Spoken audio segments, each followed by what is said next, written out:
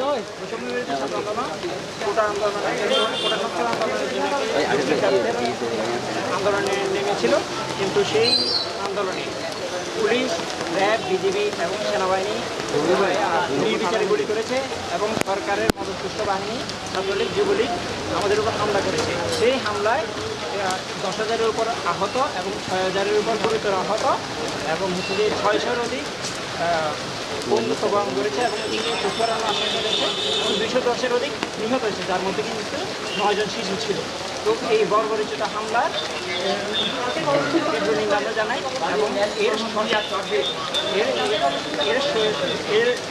এরই প্রতিবাদে আমরা হচ্ছে যে তাদের স্মরণে, জাতি গড়ার কারিগর তাদের স্মরণে আমরা আজকে মোমবাতি প্রজ্বলন ও একই নিরাপত্তা পালন করার জন্য কর্মসূচি হাতে নিয়েছিলাম। কিন্তু আমাদের হচ্ছে যে আমাদের প্রশাসন আজকে আমাদের সেটি ক্লাবে আয়োজন করতে চেয়েছিলাম, কিন্তু সেটি আমরা আয়োজন করতে দিইনি। তো আমাদের যে 9 দফা দাবি, সেই 9 দফা দাবি হাতে না পর্যন্ত আমরা রাজপথে থাকবো এবং হচ্ছে যে আমাদের দাবি না আদায় পর্যন্ত আমাদের কর্মসূচি চলমান থাকবে। আমাদের সমন্বয়কদের করে বিবৃতি দিয়ে তারা আন্দোলনকে দমিয়ে রাখতে চেয়েছিল, কিন্তু তারা সফল হয়নি। আমাদের আন্দোলন চলমান আছে। বাংলাদেশের ছাত্র সমাজ এবং বুদ্ধিজীবী, আইনজীবী, সাংবাদিক সকলে আমাদের সাথে একটা পোষণ করেছে। তার জন্য সবাইকে ধন্যবাদ এবং আমাদের সাথে রাজপথ থাকবে এবং আন্দোলনে থাকবে। কালকে কি প্রোগ্রাম? আমাদের আগামীকাল প্রত্যেক মসজিদে মিলাদ ও দোয়া মাহফিল এবং মসজিদে মিলাদ শেষে আমাদের মিছিলের আয়োজন করা হয়েছে।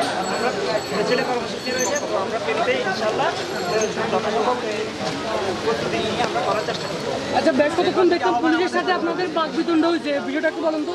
প্রশাসনের চাপে এই যে কিছুক্ষণ আগে বেশ কতক্ষণ আমরা পুলিশের প্রশাসনকে অনেক অনুরোধ করেছিলাম আমাদের সাধারণ শিক্ষার্থীদের পক্ষ থেকে যে আমাদেরকে পাবলিক 5 মিনিট 10 মিনিট একটা স্বল্প সময়ের জন্য হলে আমাদের প্রেস ক্লাব বা জনসম্মুখে আমাদের সুযোগ করে দেওয়ার জন্য, কিন্তু তারা আমাদের সুযোগ করে দেয়নি। তারা আমাদের গণতান্ত্রিক অধিকার হরণ করেছে, তারা আমাদেরকে সেই সুযোগটা দেয়নি। এখন পর্যন্ত আপনাদের কোনো শিক্ষার্থী আটক আছে কিনা? আমাদের এখন সারা দেশে আপনারা জানেন যে গণগ্রেপ্তার চলতেছে এবং রেড দিয়ে সাধারণ শিক্ষার্থী, শিক্ষক এবং হচ্ছে যে সবাইকে হয়রানির মধ্যে রাখতেছে। তো আমরা এটা তীব্র নিন্দা জানাই এবং গণগ্রেপ্তারের ভিতরে সাধারণ শিক্ষার্থীরা অজ্ঞাত মামলা নামে অনেকেই গ্রেপ্তার আমাদের। আচ্ছা, ওকে ধন্যবাদ। ঠিক আছে।